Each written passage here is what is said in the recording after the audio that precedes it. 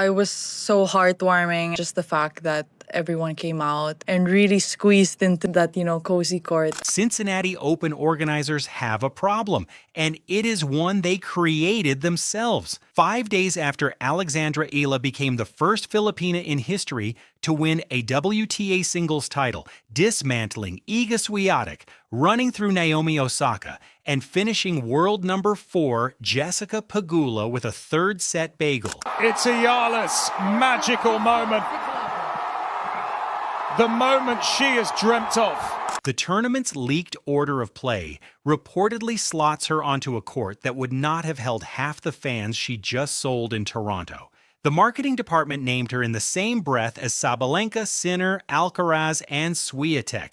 The scheduling department, if reports are accurate, did not read the memo. And by the time you finish this video, you will understand exactly why one word is trending across Filipino tennis Twitter tonight: regret.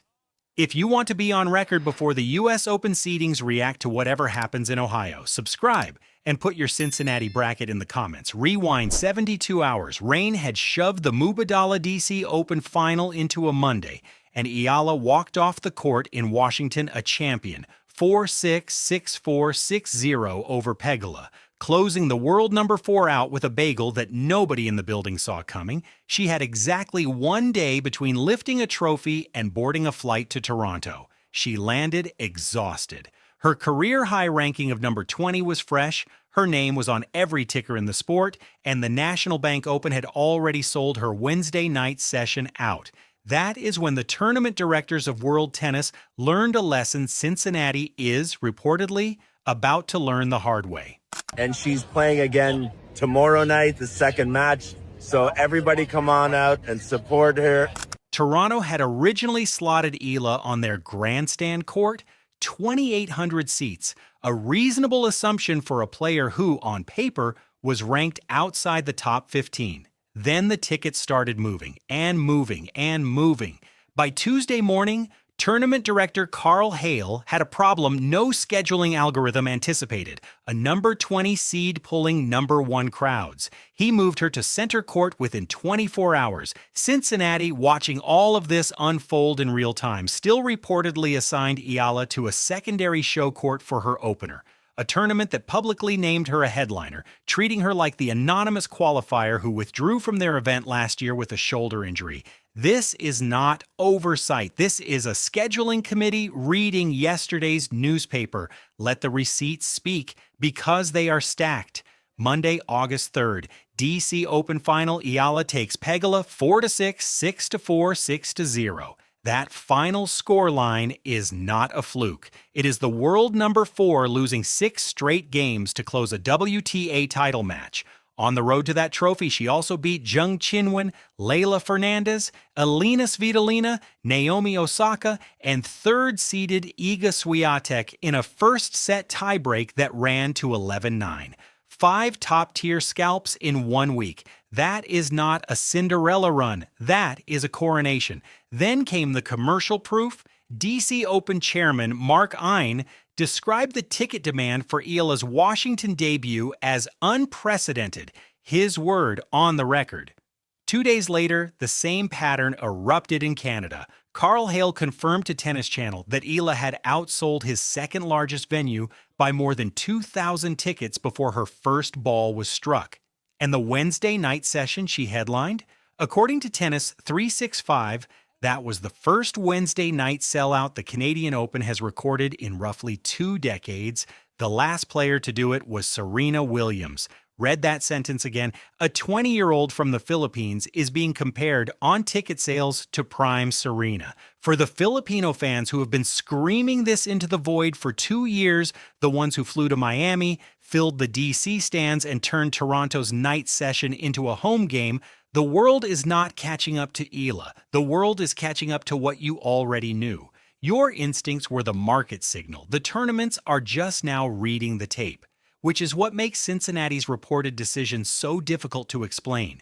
This is the same tournament whose own press release singled Eala out as a Philippine trailblazer with, quote, Ardent, raucous fans in the stands. They marketed her as a superstar in writing, and if the leaked order of play holds, they are about to schedule her like a wild card entrant.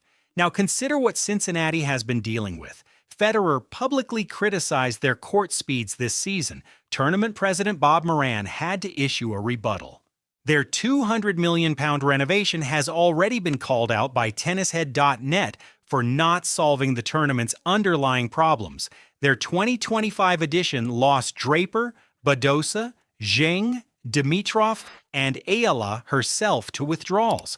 This is a tournament with a documented pattern of unforced errors, and the reported court assignment for the biggest new draw in women's tennis fits that pattern with terrifying precision. Monday, the TA champion. Wednesday, Serena Tier sellout. The following Monday, reportedly assigned to a side court. The compression alone is the story. If you want to know what a tournament director sounds like when Eala breaks his math, you do not have to speculate. You can listen to one. Carl Hale has run the Canadian Open for more than 20 years. He is the decision maker on one of the WTA Tour's flagship 1,000-level events. He does not have to explain his scheduling choices to the press, and he certainly does not have to reverse them publicly. This week, he did both. On Tennis Channel On the Record, he confirmed that his 2,800-seat grandstand could not physically hold the crowd Eala had already sold, a number that had climbed past 5,000 tickets before her opening match. So he moved her up. That is not a compliment. That is a confession. A rival tournament director publicly admitted his arena was too small for a player Cincinnati is reportedly about to bury on an outer court. The warning to Bob Moran and the Cincinnati Scheduling Committee is not subtle. It has been broadcast, transcribed, and posted. There is no version of this where Cincinnati can claim they did not see it coming.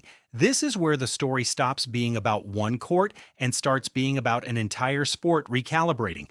The WTA has never had to build infrastructure around a genuine Southeast Asian superstar. It has now. Every tournament between here and the Australian Open in January is going to face the same question Cincinnati is facing this week. Do you schedule Alex Eala by her ranking of number 20 or by her ticket sales, which are pulling Serena Williams comparisons in Canada? Get that wrong and you become the next case study. The U.S. Open main draw begins August 24th. Flushing Meadows will be the largest stress test of Eala's commercial gravity yet. And how Cincinnati handles this week directly shapes the USTA's court assignments in New York. Then comes Wuhan, then Beijing, then the year-end swing. Every scheduling committee on tour is watching what Cincinnati does next, because if Bob Moran's team fixes this before Wednesday, it becomes a template. If they do not, it becomes a warning shot. The Philippines has never produced a WTA 1000 finalist. If Eala runs deep in Cincinnati from a reportedly buried court assignment, it does not just become her origin story. It becomes the origin story of Filipino tennis for the next decade. 7 months ago at the 2026 Australian Open, Alex Eala walked onto her first Grand Slam main draw match, won the opening set 6-love against Alicia Parks, and then lost the next two under a barrage of 12 Parks aces, 0-6, 6-3, 6-2. Her slam debut ended in a locker room, not a press conference. Tuesday in Toronto, standing in front of reporters as the freshly crowned first Filipina WTA champion, she said this: "It's been a crazy 24 hours. My mind's just been going back and forth between focusing on the next match and, wow, did I really just do that?" No script, no polish, just a 20-year-old still processing the fact that she went from being outclassed in Melbourne in January to bageling the world number 4 in Washington in August. 7 months? That is the timeline. Cincinnati did not schedule Alex Eala. They scheduled the version of her who withdrew from their tournament last year with a shoulder injury. They scheduled a player whose ranking has not caught up to her demand curve. They scheduled a name they marketed as a trailblazer and then reportedly treated as a footnote. 2,800 seats versus 5,000 tickets. A Wednesday night that only Serena Williams has previously delivered. A world number 4 bageled on a Monday afternoon, and now a side court assignment that a rival tournament director has already publicly shown you how to fix. The tournament that skipped the memo is about to learn what everyone screaming her name in 3 languages has known for a year. The rankings are a lagging indicator. Alex Eala is not. Here is your challenge. Drop your prediction in the comments right now. If Cincinnati moves Eala to center court before her second round, is it vindication or damage control? And if they do not move her at all, name the round she wins on that side court before they are forced to. Stake your claim. Timestamp it. Come back next week and see who called it. If you want to be on record before the order of play drops, before Bob Moran's team makes their choice, and before the U.S. Open seedings react to whatever happens in Ohio, this is the channel where those predictions live. Subscribe and put your Cincinnati bracket in the comments. The fans who called Toronto correctly are already down there. Join them.